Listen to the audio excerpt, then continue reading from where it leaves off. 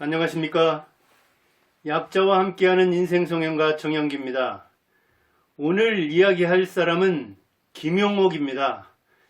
머리 싹 밀고 두루마기 또는 중국인 차림으로 나와서 카랑카랑 목소리로 여러 이야기를 아주 재미있게 또는 흥미롭게 이야기하면서도 의미있게 이야기하는 김용옥 전 교수, 지금도 뭐 석좌 교수하고 또 여기저기 그 강연도 다니고, 그리고 돌 TV도 운영하고 있죠. 돌이죠. 돌이라는 건 아주 그 사악한 짐승 뭐 그런 뜻으로 쓰이는 호인데, 그런 호를 잡은 돌 TV를 운영하는데 오늘 보니까 18만 5천.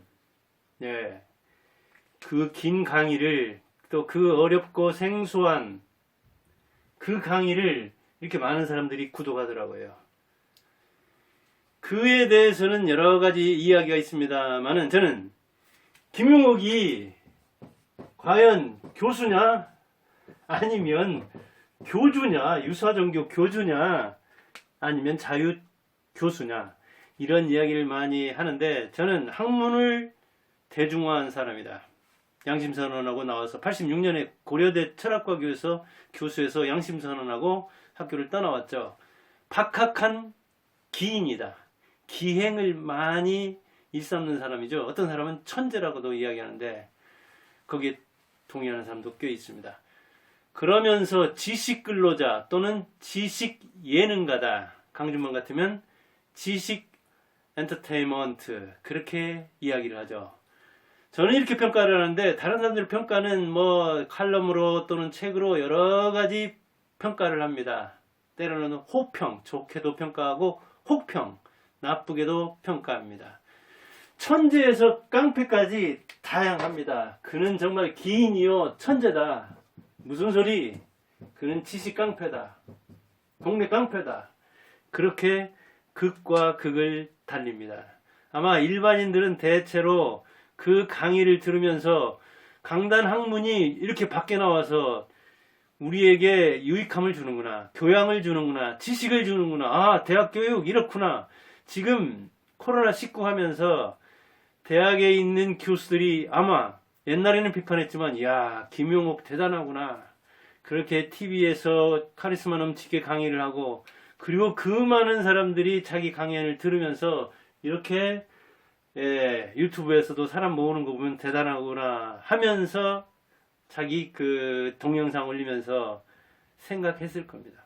감복하면서 돌아섰을 겁니다. 그렇기는 하지만 내놓고는 옹호할 겁니다. 대개 일반인들은 고려대 못 갔으면, 철학과 안 갔으면, 김용옥 강의 수강 신청 안 했으면 못 듣잖아요. 그런데 그가 양심선언하고 나온 다음에 그 대중 강연을 들을 수가 있었잖아요. 대학 강의 못지않은, 아마 더 준비했을 겁니다. 그런 강의를 들었기 때문에 천재다, 자유교수다, 그렇게 이야기하는 사람도 있는가 하면은, 그 하는 언행을 보면 동네 깡패 못지않다, 이렇게 혹평을 하는 사람도 있습니다. 아무튼 교수들이라든가 지식인들, 기득권들 중에는 이 호불호가 많이 갈리지만, 일반인들은, 그리고 대학물을 못 마신 사람들에게는 그 지적 이 생명수를 주는, 지적 음료수를 주는 김용옥을 좋게 봅니다. 자, 많은 사람들이 뭐 평가를 했습니다. 이렇게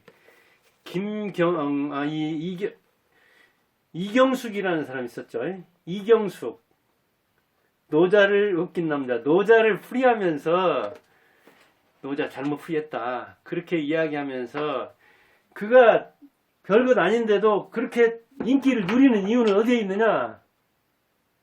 진위를 구분할 수 없는 생소한 분야를 끌고 와가지고 비판을 못하게 만든다.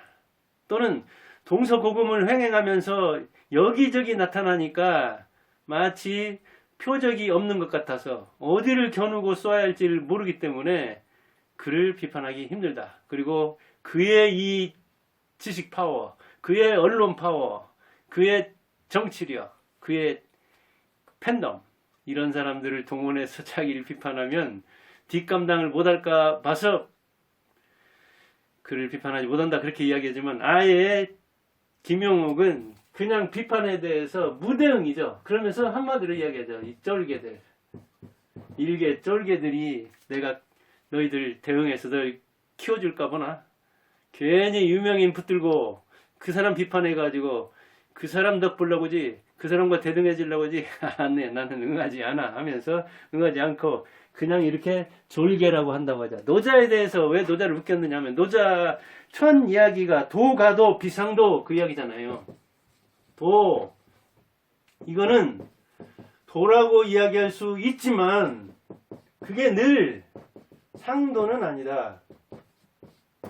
도가도 비상도, 그런 평가에 그런 노자의 첫머리에 대해서 돌 김용옥 선생은 도를 도라고 말하면 그것은 늘 그러한 도가 아니다 이렇게 평가를 했고, 이경숙 아까 그 노자를 웃긴 남자 쓴 사람, 그 사람은 도를 도라고 불러도 좋지만 꼭 도라고 해야만 하는 건 아니다 이렇게 하는데, 이경숙 편을 드는 사람도 있지만 무슨 소리냐, 고래로 김용옥처럼 평가를 해왔고 김용옥 그 해석이 맞다 이렇게 이야기를 해요. 왜 이런 사태가 일어나냐면 한자라는 것이 갖는 속성 때문에 그럽니다. 이게 고립문자 그렇게 하잖아요.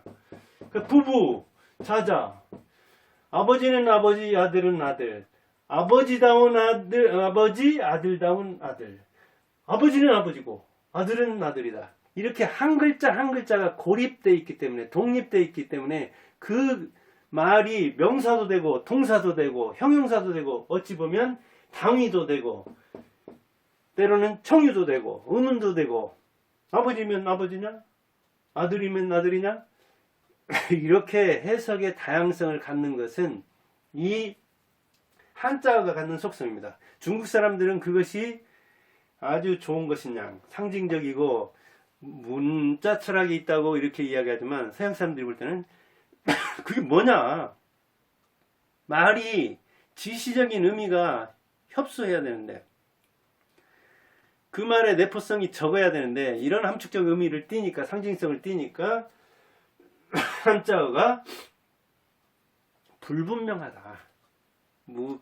그 말의 의미의 심오성, 문자의 어떤 그 아름다움, 미화성, 예술성, 그런저런 이야기를 하지만 한자가 갖는 취약이라고 이야기합니다. 그럴 수 있습니다. 그래서 이 노자 첫머리에 나오는 도가도 비상도라는 말을 놓고도 해석이 분분할 수 있는 겁니다. 그걸 들어서 이경숙은 엉터리다 그런 이야기를 했고, 여기 또 보니까 우리 집에 있는 거 뭐 이렇게 찾아보니까 이렇게 나오더라고요. 김상태가 쓴 겁니다. 돌 김용옥이죠. 김용옥 비판. 그는 김용옥이야말로 열등감, 권력욕, 무력감, 자기도취에 탐닉한 자다. 그러다 보니까 그런 기이한 행동을 하고 말을 하고, 그 다음에 양심선언 해가지고 대학에서 나왔는데 또다시 고려대에 들어가려고 이런저런 이야기 했는데, 한 번 나간 사람이 돌아온 탕자가 돌아오면 성서식으로 서구식으로 하면 잔치를 하면서 받아줍니다. 동양식으로는 장정인도 말했죠. 돌아온 탕자는 쳐주게 한다. 왜?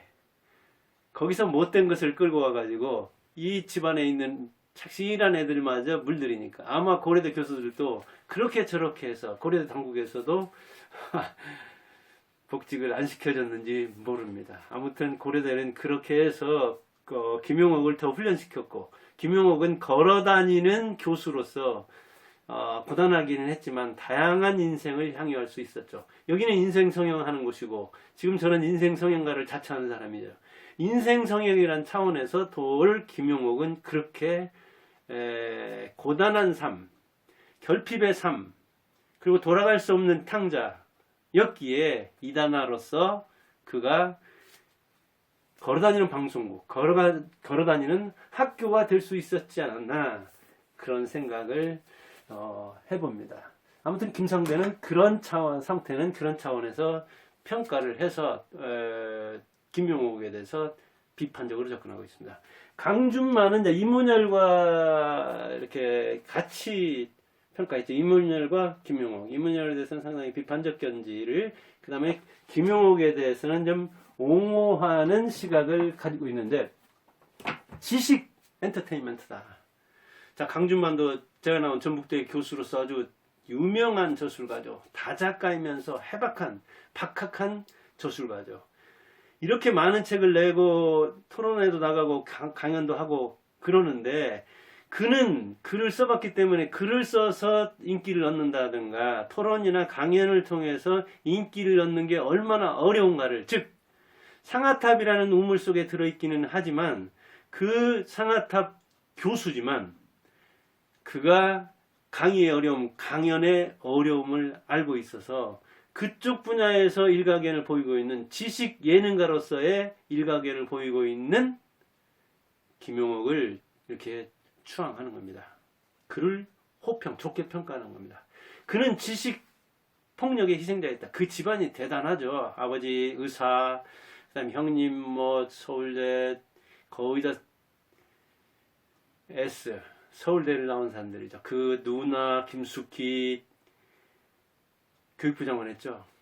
그 큰형은 김용준이든가요, 고려대 교수였죠. 서울대 나와서.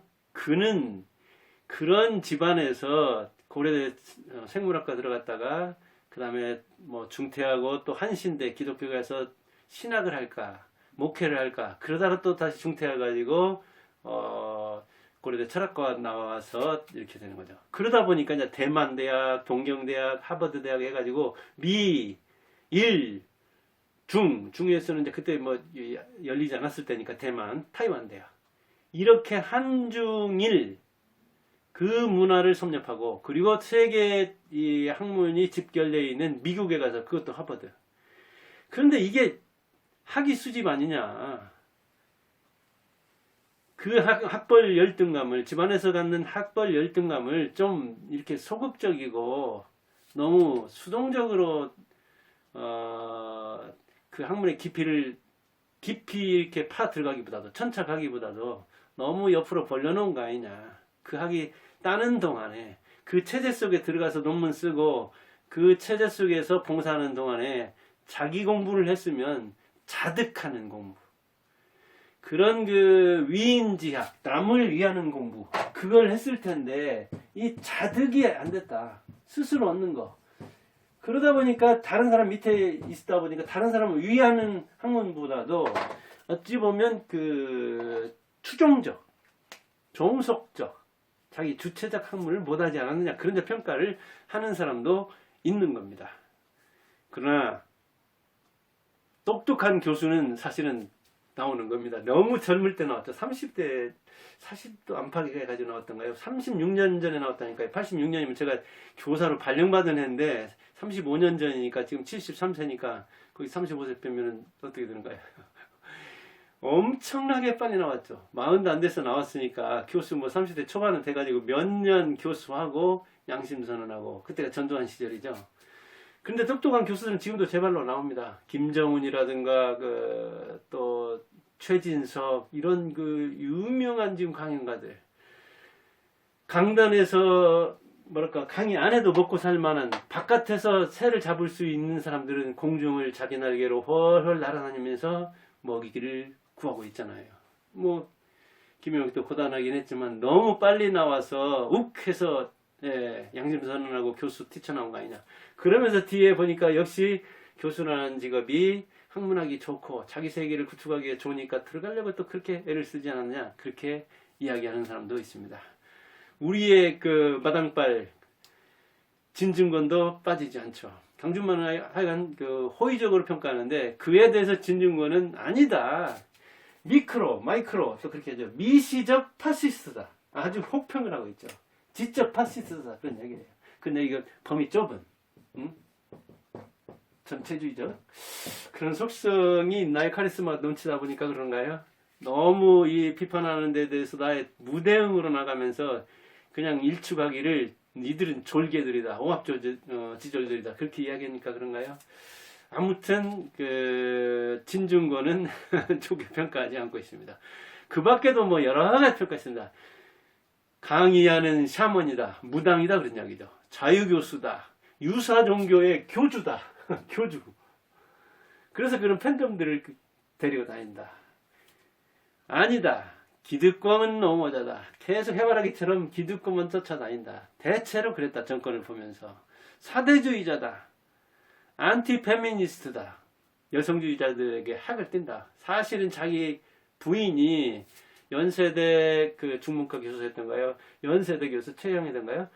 연세대 교수였기 때문에 그 든든한 백 때문에 뭐 양심선언도 하고 어찌 보면은 자기가 하고 싶은 거 하면서 저술활동과 강연을 통해서 겨우 먹고 살았는데도 그 든든한 백이 있었는데도 왜 이리 여성에 대해서 좀 차별적이냐. 그렇게 이제 페미니스트들은 좀 좋지 않은. 왜냐면 이제 그 비하적 언어 또 여성 비속하는 비속어를 쓰되 여성을 위하는 비속어를 쓰기도 하고 그러니까 이제 뭐 여자란 무엇인가 이런 데도 보면은 그 성기에 대해서도 그냥 우리가 쓰는 그 말을 그대로 막 쓰고 그러거든요. 그런데 그거는 언어학적으로 문제가 안 되는 것이다. 일상적인 얘기를 쓰는 것이 이렇게 욕하는 건 아니고 우리말로 쓰면 왜 욕이 안 되고 왜 한자로 쓰거나 영어로 쓰면 그게 고상해지느냐. 이거는 있는 걸 그대로 지시해야 되지. 언어의 속성이 그래야 제대로 드러나지 하면서 이제 그 언어 철학적인 그 랑구와 빠를 해가지고 뭐 하여간 그 언어학에서는 그게 나오는 겁니다. 지시하는 것과 지시되는 거, 기표와 기호. 그런데 이 기호를 가지고 왜 그러느냐. 그게 의미하는 것이 뭐가 문제가 되느냐. 그것은 그게 바로 사대주의적인 언어가 아니냐 이렇게 저렇게 이제 변명을 하는데 아무튼 그런저런 이 평가가 엇갈립니다. 저는 어떻게 보느냐? 저는 좋게 평가합니다. 그 단점도 있고 흠으로 평가하자면은 문제 있는 점도 꽤 있지만 제야의 철학자로서는 강신주 유명하죠. 그냥 아예 뭐 대학 넘보지 않고 그 다음에 김용옥은 강단에 있다가 나온 이 아웃사이더로서 강단과 이 방송국, 강연시장을 넘나들면서 출판시장을 넘나들면서 자기 세계를 구축한 사람으로서 대단하죠. 학문을 대중화했죠. 우선 논문보다 잡문을 뭐 이런 게 이제 노자와 21세기 이거 상하로 나온 거 아닙니까? 그 다음에 제가 이제 국어공학을 했고 학부에서는 국어교육을 전공했잖아요. 여기 제 논문 하나 실려있더라고요. 여기 보니까 17편인가 논문 실려있던데 자 이런 책에 논문 한 편 실려있습니다. 자 이런 책을 2권 해가지고 노자와 21세기라는 책을 썼습니다. 교수들은 논문이 여기에 뭐 20여 편 실어있는 논문을 대단하게 여기는데 그거야 한 20조 안팎밖에 안 됩니다. 노자와 21세기는 이 한 권만 해도 280쪽, 290쪽 가까이 되네요. 그러면 2권으로 돼 있으니까 상하 500쪽이 훌쩍 넘쳐나요. 물론 노자 경전에 대한 뭐 그 해석이다, 신변 잡기다 이런저런 이야기를 하지만 논문 쓰는 것보다 이런 그 교수들이 이른바 잡문이라고 하는 논문으로 인정도 안 해주려고 하는 이런 창의적인 글 쓰는 거. 논문이야 그 틀에다 넣어가지고 인용해서 쓰는 거 아닙니까? 그리고 막말로 이야기하자면 어떤 논문은 이렇게 논문 실으려고 심사위원하고 투고한 사람, 쓴 사람, 2사람이 있고 아무도 안 읽는다고 하잖아요. 그럴 정도로 논문 읽는 사람은 2사람인데 심사위원은 그나마 결론 만든다 서론하고 쓴 사람만 고생해서 끙끙대지 한 사람도 읽지 않고 오히려 산림공해를 일으킨다. 스페인은 나무만 베다가 다시 공해를 유발한다고 그렇게 비하할 정도도 있습니다. 이게 논문이 뭐 대단한 거 얘기지만 논문 하면 표절 바로 떠오르고 그 다음에 그 논문을 누가 읽느냐 그런 이야기를 하잖아요. 물론 유용한 논문들도 많이 나오고 그러지만 그래서 김용옥도 99% 교수들에 대해서는 아주 그냥 혹평을 합니다. 그리고 기업인들은 보통 기업인만 해도 대단하다. 김우정 이제 회장하고 이렇게 특히 만나고 기업인들 만나고 밖에서 자기가 그 통나무라는 또 출판사도 운영하고 있잖아요. 그런 출판사도 해보고 그 다음에 걸어다니는 기업인으로서 어찌 보면 강연이라든가 출판을 통해서 혼자 공중을 날아다니면서 먹고 살아보니까 기업인들이 얼마나 대단한가 하는 것을 시장에서 배운 겁니다. 그러다 보니까 그가 학문을 대중화한 그 공로를 자기가 인정받고 싶은 건데 그래요. 저는 인정합니다. 논문보다 잡문이 훨씬 쓰기 어렵습니다. 교실보다 사회나 방송국에서 살아남는 게 훨씬 힘듭니다. 소수보다 대중을 대하는 게 훨씬 힘듭니다. 그런데 이 노자와 21세기 같은 것은 EBS에서 7.2% 시청률을 보였잖아요. 놀라운 겁니다. 이게 강연으로서. 이런 그 강의를 하는데 대학에서는 20명도 못 채워가지고 폐강되고 막 그런 수가 있잖아요. 학생들.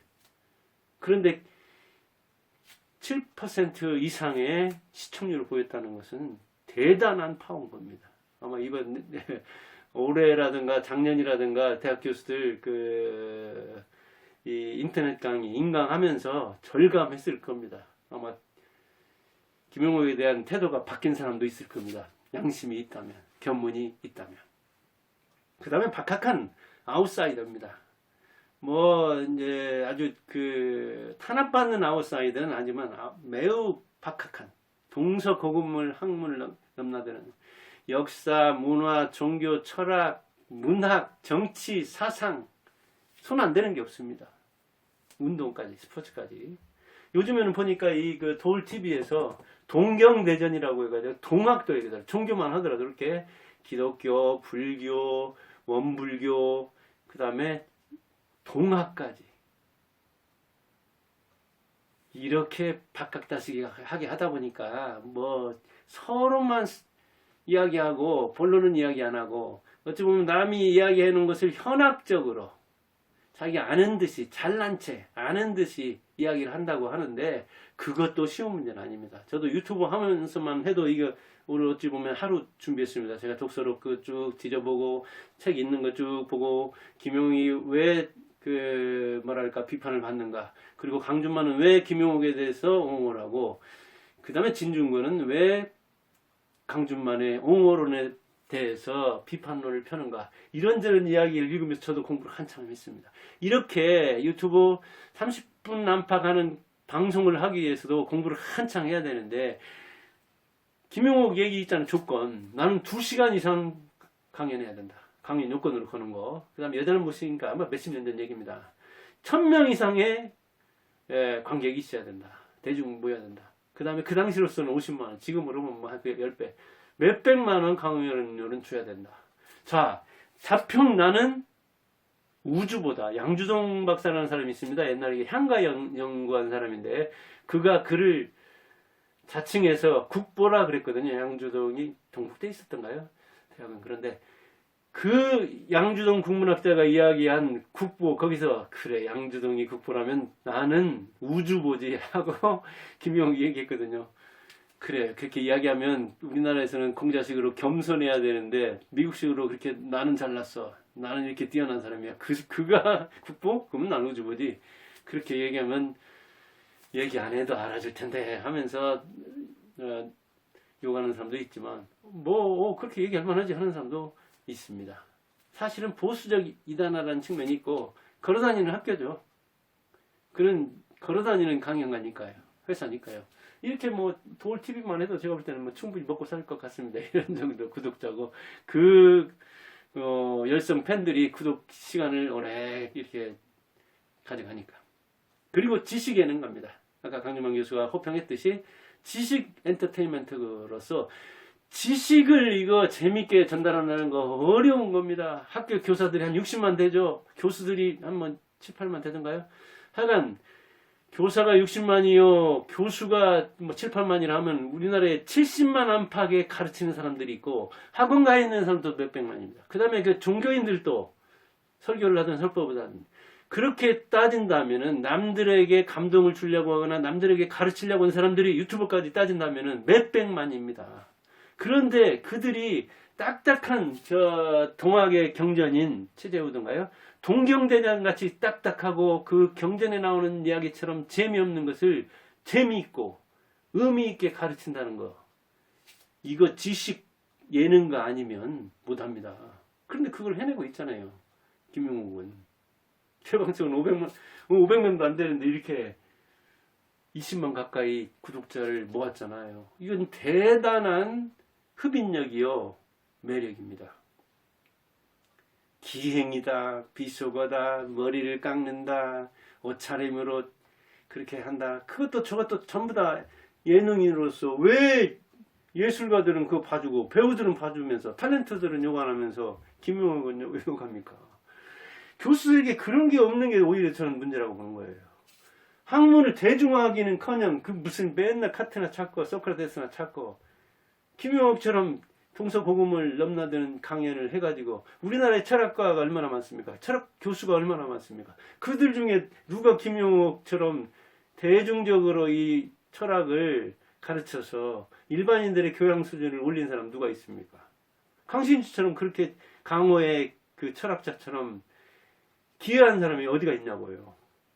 이런 지식 예능인들이야말로 그가 대학을 나와서 대학에 다시 들어가지 않았기 때문에 먹고 살려는 차원이기도 하지만 뭐 어떤 사람은 또 관종이라고 관심을 받지 않으면은 그냥 시들어버리는 인정 아주 결핍자라고도 이야기하는데 인정 안 받으려고 하는 사람이 어디 있습니까? 저도 그렇고 여러분들도 다 인정 받으려고 합니다. 인정 남이 안 해주니까 어때요? 거울 보고 나는 그래도 괜찮아.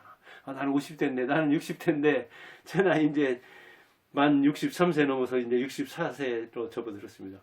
내 나이가 어때서? 나 뭐 50대 같은데? 40대 같은데? 내 심장 나이는 30대인데? 그렇게 하면서 자기를 긍정하려고 하잖아요. 그런데 남들이 인정 않잖아요. 그런데 남들의 인정을 받으면서 지식을 가르친다는 그 사람. 대단한 거 아니에요? 저는 대단하게 봅니다, 이거. 흠으로 말할 남사. 얼마든지 물귀신처럼 끌고 들어갈 수 있지만, 그의 긍정적 의미, 이걸 또 이야기하자면, 그렇다는 이야기입니다. 그는 어찌 보면 못 배운 사람들이 교양의 한풀이를 해줘서 고등학교 나온 사람들이라든가 이렇게 막노동하는 사람들이라든가 대학에서 이렇게 청강도 못하는 사람, 대학 강의가 이 상아탑에만 갇혀 있는데 대학 교수였던 그 유명한 스카이 나와서 스카이 교수 하던 사람이 탁 나와서 책으로 강연으로 이렇게 하니까 이 교육열을 시켰잖아요. 그럼 그 한풀이도 해준 거잖아요. 그러면 구판이죠. 아까 강의하는 뭐 사만이라고도 했는데 이런 무당이라면 큰 무당이죠. 큰 구판을 벌인 거죠.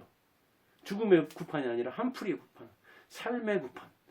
괜찮은 거죠, 이런 거는. 그러다 보니까 팬들도 있잖아요. 열성 팬들도. 팬덤이 형성하잖아요.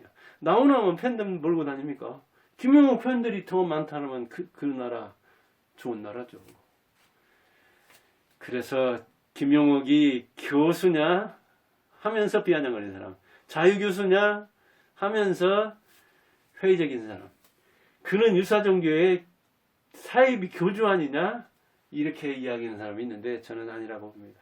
학문을 대중화한 사람, 우리의 교양 수준을 높인 사람, 지식 엔터테인먼트로서 지식을 재미있고 의미있게 전달한 사람, 그렇다면 충분히 그 인생은 교수로서 인생 이렇게 그 단편적인 인생보다도 입체적인 인생, 이렇게 다면적인 인생, 그가 저는 더 나았다고 봅니다. 또 우리 김용옥은 어떻게 생각하는지 모르지만 교수로서 쭉 일로 매진한 사람보다도 입체적으로 산 사람, 다면을 형성한 사람, 그 사람의 인생이 저는 더 멋지다고 평가합니다. 인생성인과 정영기의 평가였습니다. 감사합니다.